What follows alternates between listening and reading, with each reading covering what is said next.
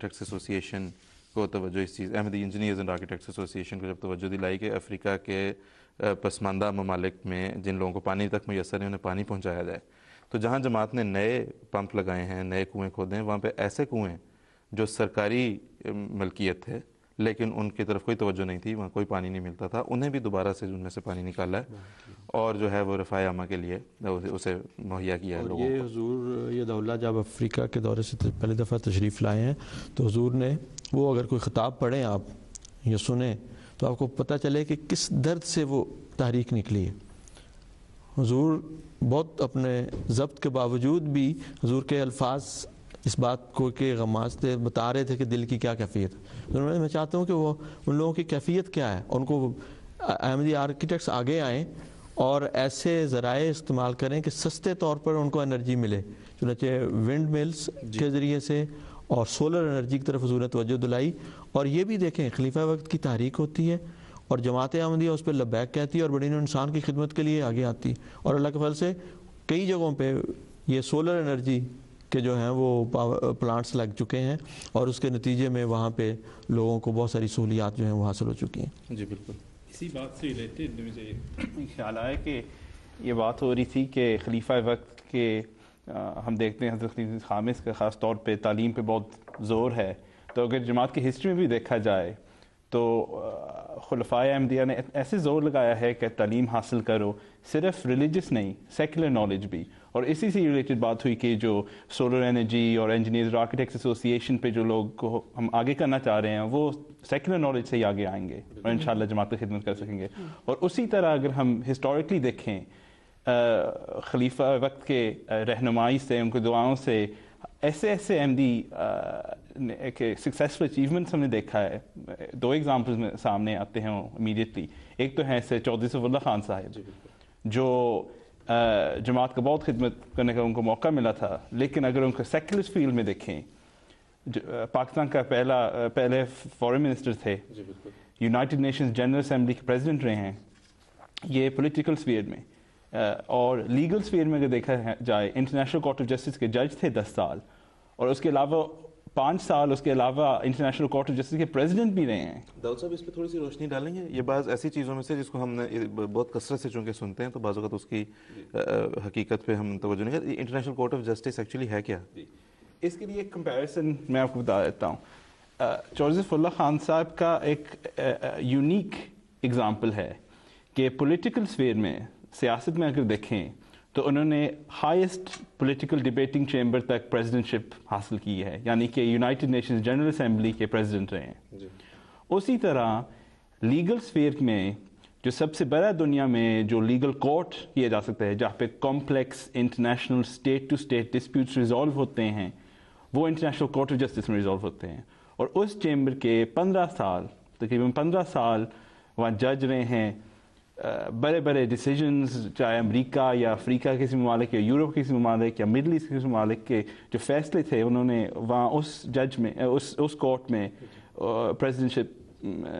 کی ہے۔ تو یہ اس کا بیک گراؤنڈ ہے، لیکن اس کو یہ بھی ہمیں کہنا تصویر بتانا چاہیے کہ صرف سیکولر فیلڈ میں نہیں انہوں نے اچیومنٹ کی، لیکن اگر ان کے ریلیجیس فیلڈ میں بھی دیکھیں، قرآن شریف کا ذکر ہو رہا تھا، قرآن شریف کے ٹرانسلیشن بھی حضرت مسلم موعود کے انسٹرکشن پہ انہوں نے شروع کیا، بہت اس پہ کام کیا۔ ایسے کتابیں انہوں نے لکھی ہوئی ہیں انگلش میں، اسلام اینڈ ہیومن رائٹس ایک کتاب ہے ان کی جو ایسے ڈیٹیل ایک ہے Islam and its meaning for modern man, بڑے بہت تو وہ انگلش میں جیمز ہیں خاص طور پہ ویسٹرن ورلڈ کے لیے۔ تو یہ دیکھا جاتا ہے کہ صرف یہ جو اچیومنٹس ہیں خلیفہ وقت کے رہنمائی، خلیفہ وقت کی دعاؤں اور گائیڈنس سے یہ اچیومنٹس حاصل کر سکیں۔ دوسرا ایگزامپل میں یہی کہنا ہے کہ پروفیسر ڈاکٹر اسلام صاحب جو مسلمان سب سے پہلے مسلمان نوبل laureate تھے فزکس میں، 1979 میں ان کو نوبل پرائز ملا تھا، اور پاکستان کے بھی واحد نوبل، نہ ان سے پہلے نہ ان کے بعد ابھی تک کسی کو۔ بالکل۔ اب یہ افسوس ہوتا ہے کہ پاکستان میں نہ ان کا نہ چودھری صفی اللہ خان صاحب کا ذکر آتا ہے اسکولز میں، ان کے پبلیکیشنز میں، لیکن ان کے جو کنٹریبیوشنز تھے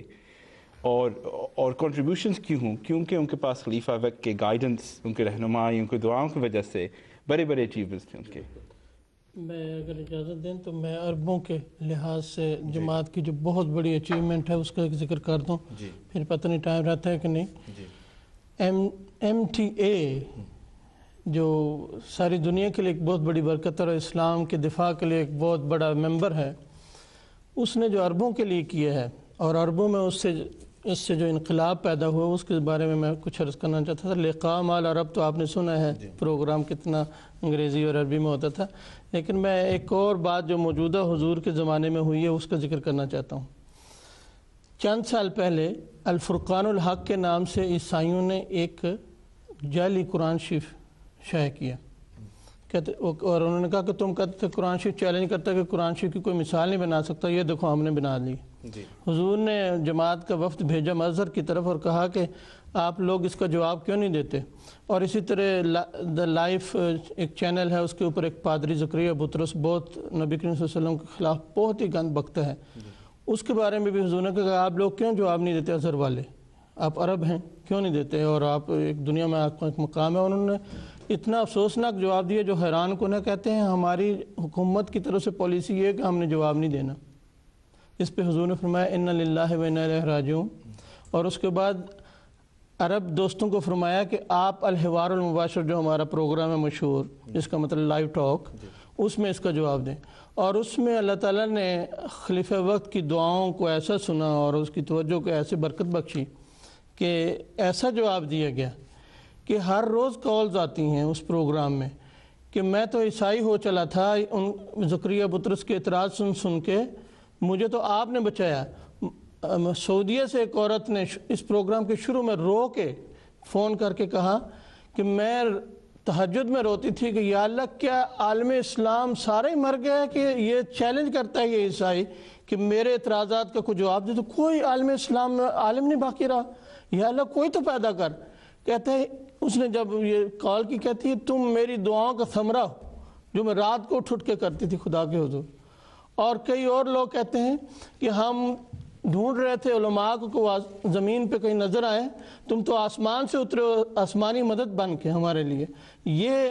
الحوار المباشر کی برکت سے اللہ تعالیٰ نے عیسائیت کا جو فتنہ تھا اس کا ایک رد اور روک بنائی ہے۔ اس پروگرام کے ذریعے کتنے لوگ الجزائر سے اسپیشلی اور عراق سے اسپیشلی فون کرتے ہیں اور کہتے ہیں کہ یہاں تو یہ لغار مچائی ہوئی تھی انہوں نے عیسائی پادریوں نے، اور دن بدن لوگوں کو عیسائی کر رہے تھے، لیکن آپ نے اس لغار کو ختم کیا اور اسلام میں دوبارہ ہم کو لائے ہیں آپ لوگ۔ حضرت مسیح علیہ السلام نے جو فرمایا تھا نا کہ آپ کی بعثت کی ایک غرض یہ تھی کہ مسلمان باز کردن، اور خلافت احمدیہ کے ذریعے سے اس کے نمونے ہیں جو روز نظر آتے ہیں کہ مسلمانوں کو سچا مسلمان بنا کے امت مسلمہ کی یہ ایک عظیم الشان خدمت ہے، اور اس کے ذریعے سے اسلام کو تقویت عطا ہوئی۔ آخر پہ میں ایک تبصرہ عرض کرتا ہوں۔ ایک شخص کسر سلیب پہ ہمارا سن رہا تھا پروگرام، وہ اس وقت کہتا کہ میں خدا کی قسم کھا کے کہتا ہوں کہ واقعی آپ نے اس ممبر کے اوپر کسر سلیب کر دی۔ بہت شکریہ۔ اور اکثر روتے ہوئے یہ باتیں کرتے ہیں، اتنے جذباتی ہیں، آپ کو پتہ ہے عرب کتنے جذباتی ہیں۔ جی بالکل، جی بالکل، بہت شکریہ۔ ناظرین، اس کے ساتھ ہی ہمارا پروگرام اپنے اختتام کو پہنچ رہا ہے۔ جو سوال ہم سے پوچھا گیا اس سوال کا جواب دینے کی ہم نے مقدور بھر کوشش کی۔ حقیقت یہ ہے کہ اس سوال کا جواب نہیں دیا جا سکتا، اس سوال کے جواب کو محسوس کیا جا سکتا ہے۔ اس سوال کے جواب کو محسوس کریں، مزید معلومات حاصل کریں۔ ہماری ویب سائٹ جماعت احمدیہ کی آفیشیل ویب سائٹ www.alislam.org ایک ایسا ذریعہ ہے جس پہ جا کے آپ جماعت احمدیہ کی حقیقی تعلیمات کو دیکھ سکتے ہیں۔ حضور انور کا خطبہ جمعہ ایک ایسی نعمت ہے جس سے آپ اسلام کی درست چہرے کو اور صحیح چہرے کو دیکھ سکتے ہیں اور خلافت کی اہمیت اور برکت کو سمجھ سکتے ہیں۔ اس سوال کا جواب مکمل شاید اس طرح سے بیان نہ ہو سکے۔ یہ جو صرف اگر ہم ایک سال کی جو کچھ جماعت احمدیہ کی خدمات ہیں وہ یہ اس وقت میرے پاس سے یہ فیکٹس اینڈ فگرز ہم بتاتے تو وہ یہ تھے جس میں سے ہم کچھ بھی ابھی عرض نہیں کر سکے، لیکن یہ کہ بہت شکریہ آپ کا، ماشاءاللہ بڑے اچھے جامع اور خوبصورت جواب تھے۔ ناظرین، آخر پہ ہم دوبارہ آپ کو بتاتے چلیں کہ آپ کے ذہن میں جماعت احمدیہ کی تعلیمات سے متعلق کوئی بھی سوال ہے، کوئی شک ہے، کوئی شبہ ہے، ضرور ہم سے رابطہ کریں۔ ہمارا ای میل ایڈریس ہے quest@mta.tv، اس وقت آپ کو اسکرین پہ بھی نظر آ رہا ہوگا۔ ہمارا ٹیلی فون نمبر ہے 00442088754277، اور ہمارا ڈاک کا پتہ ہے program prosecution MTA international 16 Grayson Hall Road, London, SW18 5QL, United Kingdom. Dawood Sahib, حبل مومن طاہر صاحب، نصیر قمر صاحب، آپ کا بہت بہت شکریہ. ناظرین آپ سے اجازت چاہتے ہیں. السلام علیکم ورحمۃ اللہ وبرکاتہ.